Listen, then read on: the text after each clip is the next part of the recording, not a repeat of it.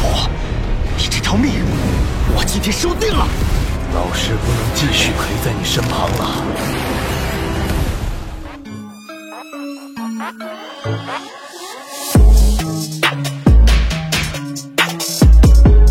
Halo para tetua, para pecinta Battle Through the Heavens dimanapun kalian berada. Gimana nih kabar para tetua yang selalu stay dan udah selalu meramaikan kolom komentar? Udah siap kancut dong dengan perjalanan dari Mang Oyan? Lah gak usah pakai lama-lama lagi, kita kancutkan perjalanannya dan selamat berimajinasi.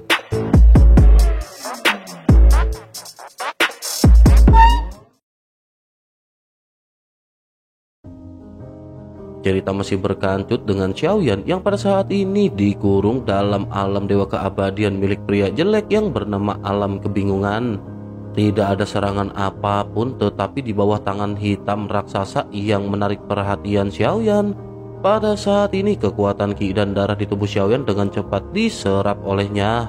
Xiaoyan pada saat ini seluruh tubuhnya terasa lemah dan Xiaoyan tidak memiliki kemampuan untuk melawan. Seolah-olah merasakan krisis dari Xiaoyan saat ini, suara kehendak dari alam iblis keabadian kuno seketika terdengar di telinga Xiaoyan. Sosok misterius itu berkata bahwa ia dapat membantu Xiaoyan mencapai alam leluhur. Tetapi bisakah Xiaoyan pada saat ini memberikan ketulusannya?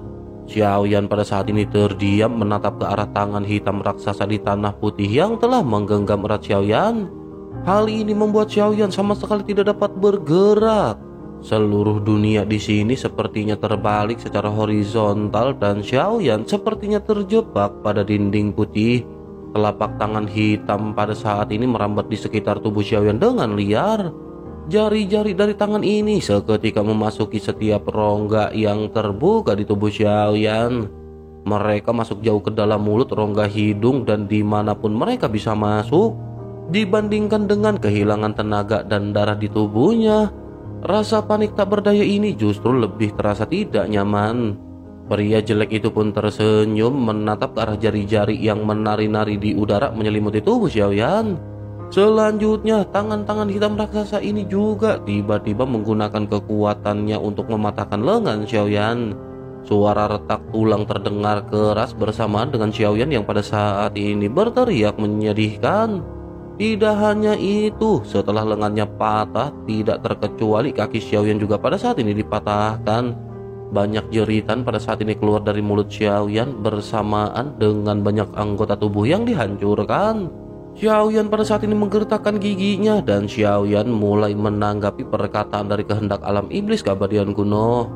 Xiaoyan pada saat ini masih tampak belum menyerah dan Xiaoyan malah balik mengancam kehendak alam iblis keabadian kuno. Xiaoyan berkata sebaiknya kehendak alam iblis keabadian kuno berhati-hati. Jika klon Xiaoyan mati, alam iblis keabadian kuno akan disingkirkan dari 9 alam. Selain itu, meskipun klon Xiaoyan mokat di alam iblis keabadian kuno, yang hilang dari Xiaoyan hanyalah sebuah klon. Kehendak alam iblis keabadian kuno telah membawa puluhan ribu makhluk hidup bersamanya dan akan dimusnahkan selamanya. Kehendak alam iblis keabadian kuno pada saat ini sama sekali tidak menanggapi perkataan Xiaoyan. Namun setelah hening beberapa saat, Xiaoyan benar-benar merasakan vitalitas yang agung menyapu dari segala arah. Kekuatan ini mengalir masuk ke dalam tubuh Xiaoyan dengan gila-gilaan dan suara dari kehendak alam iblis keabadian kuno juga terdengar. Sosoknya berkata bahwa ia dapat membantu Xiaoyan menjadi dewa asli alam leluhur. Tetapi orang ini adalah sebab dan akibat Xiaoyan sendiri dan tidak ada hubungannya dengan kehendak alam iblis keabadian kuno.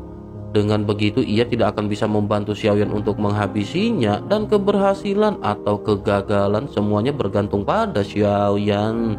Xiaoyan pada saat ini hanya terdiam merasakan vitalitas yang agung yang mengalir deras ke dalam tubuhnya.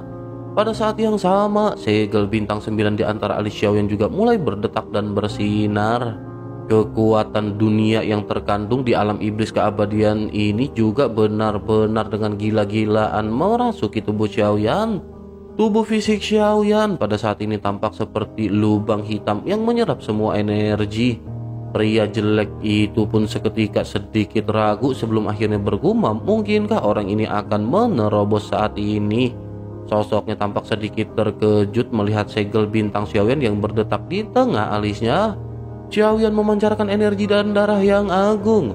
9 segel bintang yang bersinar meletus dengan cahaya keemasan cemerlang yang belum pernah terjadi sebelumnya. Pria jelek itu juga kembali bergumam bahwa dewa asli alam leluhur setidaknya membutuhkan kekuatan inti 100 bintang. Ini merupakan pertama kalinya ia melihat kekuatan bintang datang atas inisiatifnya sendiri. Meskipun pria jelek tersebut sedikit terkejut, tetapi ia pada saat ini tampaknya memutuskan untuk menunggu Xiaoyan menerobos. Ia tampak sangat percaya diri dan sepertinya di matanya dewa asli alam leluhur ini tidak akan terlalu berbahaya. Tetapi meskipun begitu, sebelum Xiaoyan menerobos, ia pada saat ini segera mengangkat jari-jarinya. Xiaoyan yang tubuhnya masih dihancurkan pada saat ini dihancurkan lagi oleh beberapa berkas cahaya. Cahaya ini langsung menembus tubuh Xiaoyan dan daging serta darah Xiaoyan meledak seketika. Darah berceceran di mana-mana, mengubah warna putih di langit pada saat ini menjadi merah. Xiaoyan juga mengeluarkan raungan yang memekakan telinga ketika bertanya siapakah si pria dan mengapa ia melakukan hal ini. Suara Xiaoyan ini menyapu seperti guntur yang menggelinding, dan luka di tubuh Xiaoyan saat ini tidak membuat Xiaoyan terdiam. Justru hal ini membuat Xiaoyan pada saat ini menjadi semakin gokil. Kekuatan yang mengalir di tubuh Xiaoyan saat ini membentuk energi dan darah yang tidak ada habisnya. Luka-luka Xiaoyan juga seketika pulih dengan begitu cepat. Seiring dengan berjalannya waktu, aura Xiaoyan juga pada saat ini segera meningkat dengan cepat. Telapak tangan hitam yang menahan Xiaoyan juga pada saat ini terlepas satu demi satu. Lengan kiri Xiaoyan terlepas dan tulang-tulang yang patah sepertinya telah menyatu kembali dalam sekejap. Tepat ketika Xiaoyan merasakan tubuhnya dipenuhi dengan kekuatan yang tak tertandingi, suara Jin Huanzhen meledak di telinga Xiaoyan ketika berkata bahwa untuk menerobos alam leluhur dewa asli, Xiaoyan perlu memahami kekuatan tersembunyi yang terkandung dalam darah Xiaoyan. Temukan sentuhan kekuatan tersebut dan itu akan membawa percikan api di padang rumput dan membuat Xiaoyan seketika melonjakkan kekuatan penuhnya. Perkataan dari Jin Huanzhen ini secara alami tidak diragukan lagi benar-benar menerangi Xiaoyan untuk menerobos. Hal ini memungkinkan Xiaoyan untuk memahami apa yang perlu dilakukan oleh Xiaoyan pada saat ini. Xiaoyan pun segera memikirkan apa yang dikatakan oleh Jin Huanzhen dan Xiaoyan bergumam kekuatan yang terkandung di dalam darah adalah milik Xiaoyan. Tetapi meskipun begitu, Xiaoyan pada saat ini masih sedikit kebingungan dengan apa yang dimaksud oleh Jin Huanzhen. Meskipun dengan bimbingan dari Jin Huanzhen, kedengarannya hal ini memang mudah, tetapi Xiaoyan tidak dapat dengan tenang memahaminya. Bahkan jika Xiaoyan mengetahui arti mendalam dari apa yang dikatakan oleh Jin Huanzhen, Xiaoyan masih belum bisa mengetahuinya untuk sementara waktu.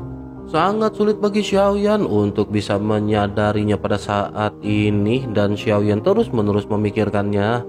Xiaoyan bertanya-tanya kekuatan macam apa yang pernah dimiliki oleh tubuh dewa asli sebelum diambil. Pada saat itu baik dewa jahat maupun pada saat itu baik yang mulia ataupun dewa jahat maju bersama-sama untuk membantu Xiaoyan merebut tubuh ini. Jika dewa jahat dan yang mulia bahkan mengambil tindakan, bukankah kekuatan dari dewa asli ini begitu kuat?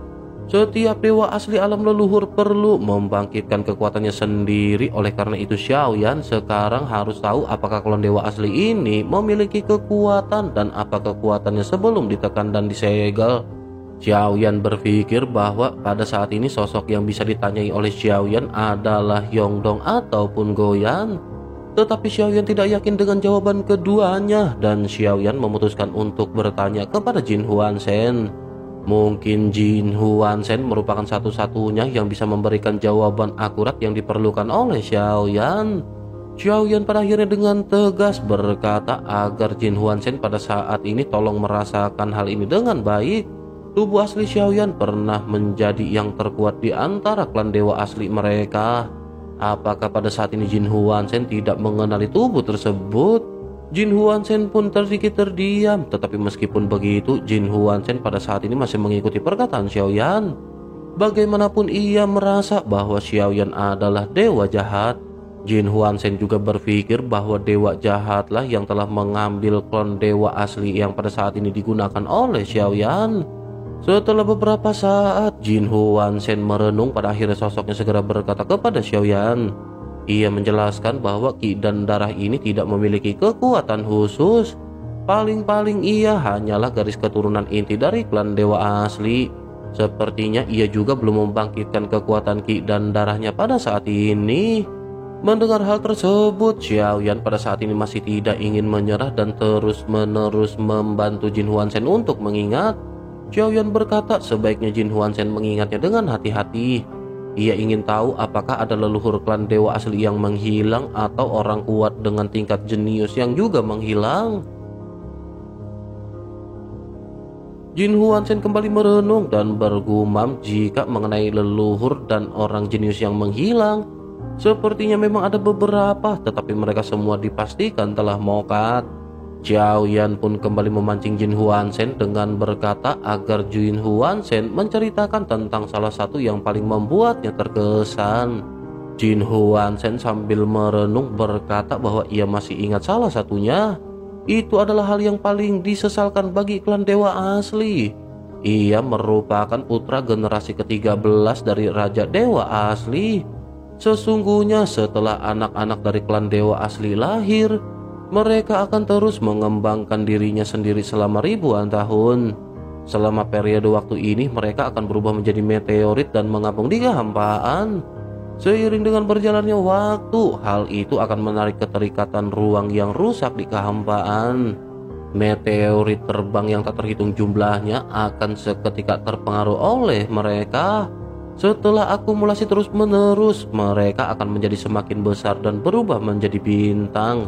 Hingga pada saatnya mereka lahir, selama dewa asli yang baru lahir ini memiliki garis keturunan inti, ia akan dapat langsung mencapai dewa asli bintang 1 hingga bintang 2. Namun ketika anak ini lahir, diperkirakan ia akan menjadi seorang jenius dan ia akan menjadi bintang yang mempesona. Tetapi tanpa diduga, ternyata ia bahkan bukanlah seorang bintang. Xiaoyan tentu tahu bahwa klan dewa asli selalu sangat realistis dan anak ini pada akhirnya ditinggalkan oleh klan dewa asli. Leluhur generasi ke-13 juga menyerah padanya karena kekuatannya yang lemah dan tubuh fisiknya tidak dapat memenuhi standar minimum dari klan dewa asli. Anak ini pada akhirnya memilih untuk meninggalkan klan dewa asli dan setelah ribuan tahun setelahnya, klan dewa asli pecah dalam kerusuhan yang belum pernah terjadi sebelumnya. Di dunia yang luas, klan dewa asli tidak pernah menghadapi musuh alami, tetapi kali ini mereka benar-benar menghadapi pembalasan anak yang terlantar. Selain itu, Xiaoyan harus tahu bahwa tubuh dewa asli alam leluhur bisa meluas hingga puluhan ribu meter. Ini adalah sesuatu yang hanya bisa dilakukan oleh para jenius dari klan dewa asli. Hal ini juga hampir jarang terjadi, tetapi kali ini raksasa yang menjulang tinggi benar-benar menyebabkan kerusuhan.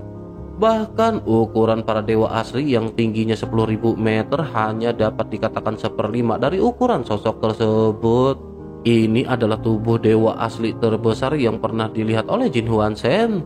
Setiap kali ia mengulurkan telapak tangannya, semua bintang tampak seperti mainan di telapak tangannya. Mereka menyebut sosok tersebut dengan sebutan dewa asli super raksasa dan ia benar-benar sangat menakutkan. Ketika Jin Huan-sen menceritakan hal ini, Xiaoyan sepertinya memiliki gambaran raksasa yang bertanggung jawab atas bintang-bintang yang muncul di depan matanya. Xiaoyan juga tahu bahwa semakin besar tubuh dewa asli, maka akan semakin kuat kekuatan bertarungnya. Sementara itu di sisi lain, Jin Huan-sen lanjut berkata bahwa pada akhirnya dewa asli super raksasa ini terjatuh dan menghilang. Xiaoyan sedikit terkejut karena meskipun sejauh ini Xiaoyan belum bisa menyadari bahwa klon dewa asli Xiaoyan memiliki kemampuan yang begitu menakutkan. Begitu mendengar yang disebutkan oleh Jin Huan-sen, Xiaoyan merasakan jantungnya bergetar.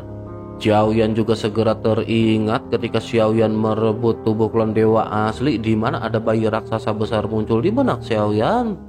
Xiaoyan pada akhirnya bertanya kepada Jin Huan-sen jika begitu permasalahannya, apakah menurut Jin Huan-sen ada kemungkinan klon dewa asli Xiaoyan adalah dewa asli super raksasa yang ia lihat sebelumnya. Jin Huan-sen tampak merenung sebelum akhirnya menarik nafas dan bergumam sepertinya hal tersebut tidak mungkin.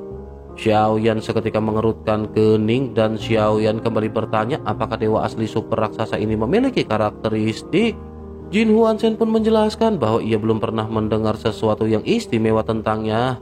Tapi ia merasa bahwa setelah dewa asli super ini mengangkat tubuhnya ke tingkat yang belum pernah terjadi sebelumnya, ia mungkin telah mengalami periode kelemahan dan hal itulah yang membuatnya terjatuh. Xiaoyan terus bertanya kepada Jin Huanzhen apakah ada catatan yang mencatat mengenai hal tersebut. Jin Huanzhen menggelengkan kelapanya dan berkata sepertinya tidak ada. Xiaoyan pun berkata dengan marah bahwa jika begitu permasalahannya, Jin Huanzhen telah mengatakan hal yang tidak masuk akal kali ini. Xiaoyan memutuskan untuk tidak terus bertanya tetapi memfokuskan diri untuk mengetahui kekuatan klon dewa asli milik Xiaoyan. Bersama dengan hal tersebut, lengan-lengan yang pada saat ini mencengkeram Xiaoyan terus-menerus berusaha untuk kembali mengaitkan ikatannya. Namun dengan kekuatan Xiaoyan yang pada saat ini melonjak, Xiaoyan tampak tidak khawatir dengan hal tersebut. Xiaoyan telah terbebas dan Xiaoyan pada saat ini benar-benar memfokuskan pikirannya untuk menelaah ke dalam tubuh dari klon dewa asli. Xiaoyan bergumam bahwa selain dari tubuh fisik dewa asli, hal yang paling istimewa darinya adalah kecepatan peredaran darah ke seluruh tubuh. Hal ini setidaknya 10 kali lipat lebih kuat jika dibandingkan dengan makhluk keabadian biasa. Ini juga merupakan alasan mengapa dewa asli takut terhadap racun. Selain dari sirkulasi darah yang cepat, kekuatan nyata di dalam darahnya juga mencengangkan. Di dalam darah emas ini juga ada rahasia keluarga dari dewa asli. Begitu Xiaoyan memikirkan hal ini, Xiaoyan terus-menerus memperkuat inderanya dan menahan seluruh jiwanya. Xiaoyan mengamati tubuh dan darah yang mengalir deras di dalam tubuhnya. Setelah beberapa saat, Xiaoyan bergumam bahwa masih mustahil untuk mengamati ki dan darah yang sebenarnya.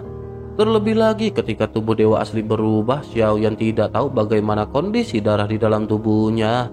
Begitu Xiaoyan memikirkan hal ini dengan gerakan pikirannya, tubuh dari dewa asli pada saat ini membengkak bersama dengan Xiaoyan yang memeriksa energi dan darahnya. Xiaoyan belum pernah menyadari hal ini sebelumnya dan baru sekarang Xiaoyan melihat pemandangan yang spektakuler. Setelah tubuhnya diperbesar tanpa batas, pembuluh darah juga ikut menjadi lebih besar. Yang paling penting lagi adalah darah yang mengalir ini juga sangat jernih. Tepat ketika Xiaoyan mengamati darahnya, mata Xiaoyan juga pada saat ini tiba-tiba bersinar.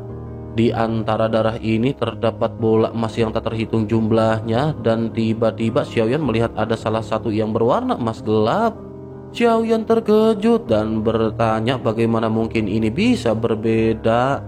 Xiaoyan mengerutkan kening dan menatap ke sekitar ke arah bola-bola emas yang pada saat ini bercahaya dengan keemasan.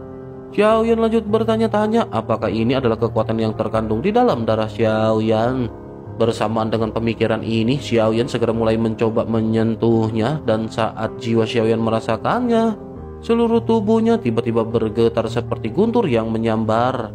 Bola darah emas gelap yang disentuh oleh Xiaoyan tiba-tiba mengembang dan berubah menjadi bola emas normal yang tak terhitung jumlahnya. Bersama dengan hal tersebut, darah di tubuh Xiaoyan pada saat ini meningkat tajam. Ketika jumlahnya menjadi semakin besar, kecepatan operasinya justru melambat. Seluruh tubuh Xiaoyan juga bersinar dengan cahaya keemasan. Tubuhnya yang setinggi 4000 meter tiba-tiba kembali meledakkan daging dan darah. Namun kali ini penampilan Xiaoyan tampak seolah-olah Xiaoyan sedang menghancurkan dirinya sendiri. Ledakan pada akhirnya terjadi dan suara keras menyebar bersamaan dengan daging dan darah yang berceceran di mana-mana. Adegan ini begitu tiba-tiba hingga bahkan pria jelek di kejauhan juga menunjukkan ekspresi terkejut. Sosoknya bergumam mungkinkah ini adalah penghancuran diri. Namun tepat setelah si pria berbicara, darah yang tak terhitung jumlahnya tiba-tiba berhenti dan daging serta darah yang pecah ini seperti akar teratai yang terpotong dan mulai menyatu kembali. Tubuh yang jauh lebih besar dari sebelumnya pada saat ini muncul dari tulang putih yang tak terhitung jumlahnya. Selanjutnya, daging dan darah juga terlihat tumbuh dengan cepat hingga menyelimuti raksasa yang baru saja muncul. Jin Huan-sen yang berada di dalam tubuh Xiaoyan juga pada saat ini tiba-tiba menjadi sangat aktif. Seolah-olah Jin Huan-sen pada saat ini tidak dapat menahan diri untuk keluar dari tubuh Xiaoyan. Jin Huan-sen pun bergumam bagaimana mungkin ini bisa terjadi. Xiaoyan jelas belum menerobos ke alam dewa asli leluhur, tetapi Xiaoyan sebenarnya telah mengaktifkan tubuh hingga puluhan ribu meter. Kekuatan yang datang dari tubuhnya juga benar-benar begitu familiar. Mungkinkah Xiaoyan benar-benar merupakan dewa asli super raksasa? Jika begitu permasalahannya, mungkinkah dewa asli super raksasa yang pernah memusnahkan ratusan orang dari klan dewa asli dibawa oleh dewa jahat? Jin Huan-sen pada saat ini merasa ngeri begitu ia memikirkan mengenai hal ini. Sementara itu Xiaoyan pada saat ini juga bahkan terkejut dengan perubahan yang begitu tiba-tiba. Xiaoyan baru saja melepaskan salah satu bola emas gelap dan ukurannya langsung berlipat ganda. Ukuran Xiaoyan pada saat ini benar-benar telah mencapai 10.000 meter. Xiaoyan tanpa sadar bergumam, mungkinkah ini benar-benar dewa asli super raksasa yang dikatakan oleh Jin Huan-sen? Jika terus dilepaskan, seberapa besar tubuh ini akan bisa berkembang?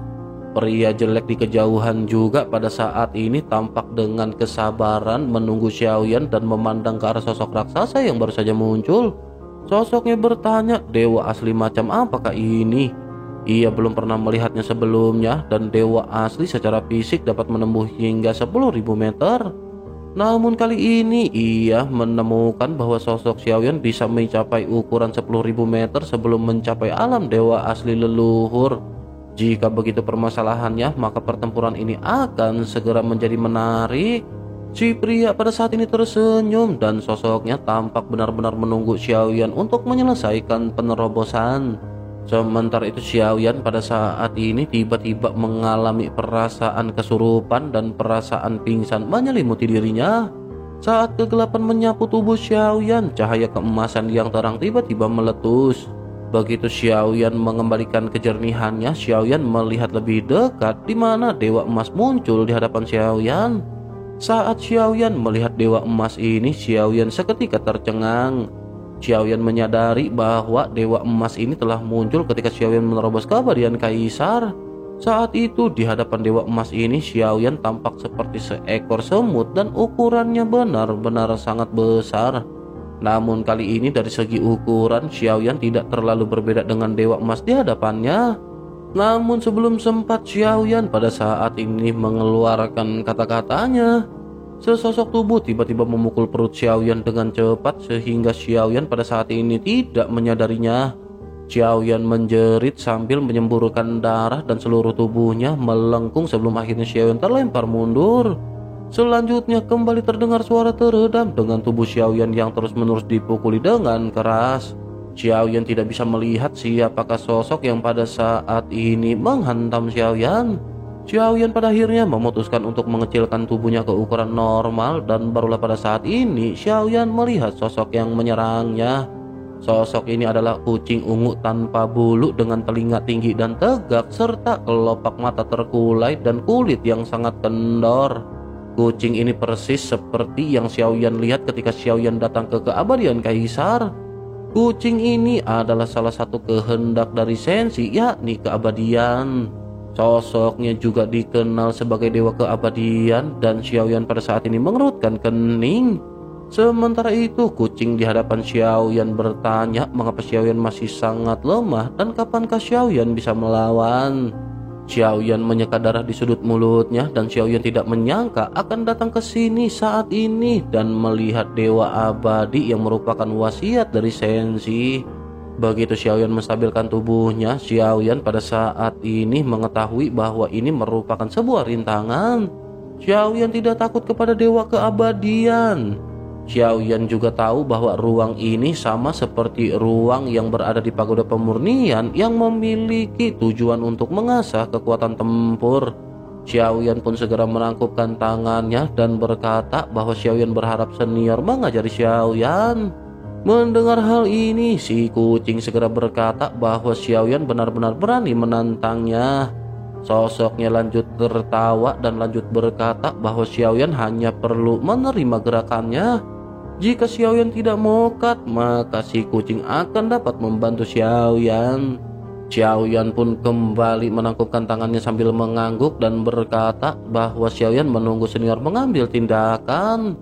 Begitu mendengar perkataan Xiaoyan, pada saat ini sosok kucing pun melambaikan tangannya. Ia berkata bahwa ia hanya akan menggunakan satu jari ini saja. Jari ini tidak hanya untuk sparring, tetapi juga hal yang dibutuhkan oleh Xiaoyan pada saat ini. Selanjutnya, si kucing dewa keabadian pada saat ini melambaikan telunjuknya ke arah Xiaoyan. Dewa emas yang berada di kejauhan juga pada saat ini melakukan gerakan yang sama dan membidik Xiaoyan. Sementara itu Xiaoyan mulai dengan panik mencari bola emas gelap di dalam tubuhnya. Begitu Xiaoyan menemukan 10 bola emas berwarna gelap, dengan pikirannya Xiaoyan menyapu bola-bola tersebut. Xiaoyan pun bergumam sebaiknya mereka melepaskan dan meledakkan kekuatan mereka. Suara desisan pada akhirnya segera terdengar dan Xiaoyan sesungguhnya tidak tahu apa yang akan terjadi. Namun Xiaoyan tahu bahwa bola emas gelap ini akan meningkatkan kekuatan fisik dari klon dewa asli. Kekuatan yang terkandung di dalamnya juga adalah kekuatan yang dibutuhkan oleh dewa asli alam leluhur. Di dalam kegelapan, cahaya keemasan pada akhirnya meledak dengan terang dan kilatan emas yang tak terhitung jumlahnya mulai berkeliaran. Dalam kegelapan, kerangka setinggi puluhan ribu meter juga muncul disertai dengan daging dan darah yang tumbuh dengan cepat. Xiaoyan pada saat ini mengerutkan kening dan sebelum tubuh fisiknya tumbuh, Xiaoyan memutuskan untuk mengangkat lengan kerangka tersebut dan menunjuk ke arah jari dewa emas. Xiaoyan lanjut berteriak dengan keras ketika Xiaoyan mengeluarkan teknik jari penghancur bintang. Namun pada saat ini jari emas yang dilesatkan oleh Xiaoyan tidak berwarna emas melainkan berbentuk kerangka. Meskipun kecepatan pembentukan daging dan darahnya cepat, karena ukurannya yang besar, kecepatan ini juga tidak dapat mengimbanginya. Xiaoyan pun bergumam mungkin hal ini masih bisa dipadatkan, tetapi ini membutuhkan waktu. Xiaoyan hanya bisa menggeretakkan giginya dan memandang ke arah dua serangan yang saling bertemu. Dalam waktu sekejap mata, riak kecil pada saat ini muncul dan serangan Xiaoyan benar-benar langsung dihancurkan. Xiaoyan menggeretakkan gigi dan Xiaoyan pada saat ini masih tidak ingin menyerah. Xiaoyan mengeluarkan beberapa langkah berturut-turut ketika dengan keras berteriak mengeluarkan teknik 7 langkah mengejutkan para dewa. Dalam waktu singkat pada saat ini beberapa langkah yang berlapis muncul di udara. Melihat hal ini, mata kucing dewa keabadian akhirnya menunjukkan sedikit kegembiraan. Sosoknya bergumam bahwa ia sangat familiar dengan hal ini. Selanjutnya cakar kucingnya kembali terangkat dan kuku tajamnya sedikit bergerak ke depan. Jurus ini tampak terlihat biasa, tetapi meskipun begitu kekuatan yang terkandung di dalamnya benar-benar tidak ada habisnya. Kucing tersebut juga bergumam bahwa ia harus mengakui keterampilan bertarung yang diciptakan oleh Gu Zhongsheng ini memang sangat bagus. Meskipun si kucing menguji, tetapi pada saat ini ia tampaknya tidak menunjukkan belas kasihan sama sekali. Sementara itu di sisi lain, bahkan meskipun Xiaoyan menggunakan teknik 7 langkah mengejutkan, pada saat ini Xiaoyan masih tidak bisa menahan serangan acak yang dilesatkan oleh kucing dewa keabadian. Xiaoyan pada saat ini tidak lagi memiliki kekuatan untuk melawan dan serangan Xiaoyan benar-benar kembali dihancurkan. Serangan dari kucing keabadian juga pada saat ini masih terus melesat ke arah Xiaoyan. Namun begitu mendekati Xiaoyan, si kucing melambaikan tangannya dan serangannya seketika hancur. Sosoknya lanjut bergumam bahwa meskipun Xiaoyan masih sangat lemah, secara keseluruhan Xiaoyan pada saat ini memiliki kemajuan. Ia berpikir ia harus memberi Xiaoyan waktu agar Xiaoyan bisa bertarung sederhana dengan dirinya. Mendengar hal tersebut, kerangka putih raksasa juga perlahan-lahan mulai menyebar di udara. Sosok Xiaoyan kembali normal dan pada saat ini seluruh tubuh Xiaoyan bersinar dengan cahaya keemasan. Selanjutnya cahaya keemasan ini dengan cepat menghilang dan bahkan segel bintang 9 di antara alis Xiaoyan meredup. Pada saat ini seolah-olah tubuh Xiaoyan menjadi biasa dan darah dewa asli di tubuhnya juga ikut menghilang. Kecepatan peredaran darahnya juga pada saat ini melambat. Xiaoyan seketika teringat apa yang sebelumnya dikatakan oleh Jin Huanshen. Xiaoyan pun bergumam, ternyata memang benar akan ada periode kemunduran. Pantas saja Jin Huanshen mengatakan bahwa ia hanya melihat dewa asli super raksasa satu kali. Tampaknya setelah menghabiskan kekuatannya, jika ia tidak mundur dengan tepat waktu, kekuatannya benar-benar akan mundur dan ia benar-benar akan menderita kerugian yang besar. Xiaoyan pun menghela nafas dan meskipun Xiaoyan pada saat ini tidak berhasil memenangkan pertempuran, Xiaoyan juga menyadari sesuatu. Dengan kekuatan sebelumnya, Xiaoyan setidaknya merasa bahwa Xiaoyan bisa bersaing dengan keabadian dewa tingkat kedua. Tentu saja ini hanyalah apa yang difikirkan oleh Xiaoyan. Bersamaan dengan hal tersebut, sosok kucing keabadian dewa pada saat ini melintas dan muncul di hadapan Xiaoyan. Sosoknya lanjut mengangkat kaki kucingnya dan tiba-tiba menyentuh ke antara alis Xiaoyan dengan kuku tajamnya. Pupil mata Xiaoyan tiba-tiba menyusut. Selanjutnya kucing ungu di hadapannya tiba-tiba menghilang digantikan oleh sosok besar. Sosok tersebut memandang ke arah Xiaoyan dan bergumam bahwa ia akhirnya telah sampai di sini. Anaknya yang telah lama menghilang pada akhirnya benar-benar telah sampai di hadapannya. Xiaoyan memandang ke arah sosok besar yang berbisik perlahan di hadapan Xiaoyan. Sosok tersebut terus berkata agar si anak pada saat ini jangan menyalahkan ayahnya. Xiaoyan merasa sedikit bingung sejenak, tetapi mengingat apa yang dikatakan oleh Jin Huanshen, Xiaoyan tersadar bahwa sosok di hadapannya ini adalah leluhur dari klan dewa asli. Xiaoyan juga pada saat ini mendengar tubuhnya berbicara ketika bertanya mengapa ia menyerah kepadanya. Apakah karena ia terlalu lemah setelah dilahirkan hingga ayah benar-benar menelantarkannya? Sosok di hadapan Xiaoyan pun segera berkata bahwa sesungguhnya bukan seperti itu. Sebaiknya ia mendengarkan perkataan ayahnya dengan baik. Faktanya ia telah menjadi raja baru dari klan dewa asli mereka. Ia telah menjadi dewa asli generasi ke-14 dan semuanya telah direncanakan. Namun pada akhirnya mereka pada saat itu dijebak oleh klan Cimi. Sambil berbicara, sosok besarnya mengangkat tangannya dan sebuah bintang tiba-tiba muncul. Dalam pantulan mata Xiaoyan bisa melihat sesosok bayi meringkuk di dalam bintang. Gambaran ini terus berputar dan Xiaoyan tampak sedang menyaksikan sebuah drama. Xiaoyan melihat bayi tersebut tumbuh dan Xiaoyan pada saat ini melihat semua kejadian yang dialami oleh klon dewa asli. Xiaoyan juga melihat pemandangan seperti apa yang diceritakan oleh sosok di hadapannya. Xiaoyan menyadari bahwa sosok yang berbicara ini merupakan raja dewa asli ke-13. Sosoknya menjelaskan bahwa sebelum anaknya lahir ia telah menjadi dewa asli bintang 9. Bagi klan dewa asli, hal ini merupakan tanda kerajaan.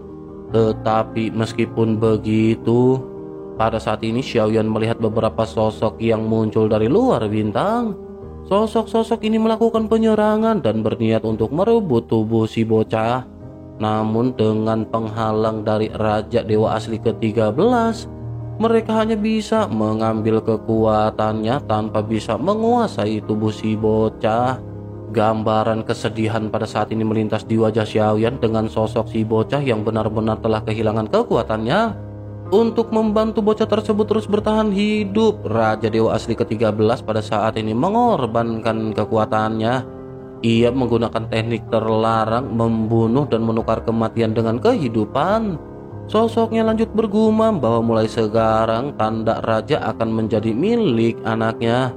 Ia akan memiliki semua sumber daya dari klan dewa asli sebagai gantinya. Dengan demikian, ia masih akan tetap bisa menjadi raja baru dari klan dewa asli. Begitu sosok ini selesai berbicara, sosok itu pada akhirnya seketika menghilang. Suaranya pada saat ini terdengar bergema ketika berteriak bahwa mereka dari klan Cimi benar-benar berani berkomplot melawan anaknya. Di masa depan ia akan segera mengalami pembalasan yang 10.000 kali lebih kuat. Xiaoyan pada saat ini masih terus-menerus melihat gambaran mengenai kehidupan dari klon dewa asli. Sosoknya terus-menerus tumbuh, tetapi dengan kelemahannya ia pada akhirnya dikucilkan oleh para tetua. Pada akhirnya ia memutuskan untuk pergi. Setelah waktu yang cukup lama, pada akhirnya ia kembali untuk melakukan pembalasan dendam. Begitu sampai, hal yang pertama ia tanyakan adalah keberadaan ayahnya. Tanpa diduga, ayahnya telah mokat tanpa adanya alasan yang jelas. Klon dewa asli yang memiliki nama Tianling pada saat ini bertanya mengapa ayahnya bisa mokat. Klon dewa asli tidak mendapatkan jawaban hingga pada akhirnya ia merasa kesal dan mulai melakukan penghancuran. Sesaat berikutnya, gambaran yang melintas di depan Xiaoyan persis sama dengan gambaran dari cerita Jin Huanshen. Di dalam pertempuran kali ini, klon dewa asli benar-benar telah mencapai batasnya sebelum akhirnya sosoknya seketika melemah. Tubuhnya kembali ke ukuran normal dan ia kembali kehilangan kekuatannya. Sosoknya memutuskan untuk melesat mundur menjauhi bintang tempat tinggal klan dewa asli. Xiaoyan juga melirik dan pada saat yang bersamaan, Xiaoyan melihat dengan jelas sesosok berdiri dengan simbol di antara alisnya. Begitu melihat simbol ini, Xiaoyan terkejut karena ini adalah sosok dewa jahat yang juga menyaksikan pertempuran ini. Meskipun Xiaoyan tahu bahwa ini adalah ilusi dari masa lalu, tetapi Xiaoyan masih bergetar begitu melihat penampilan dari dewa jahat.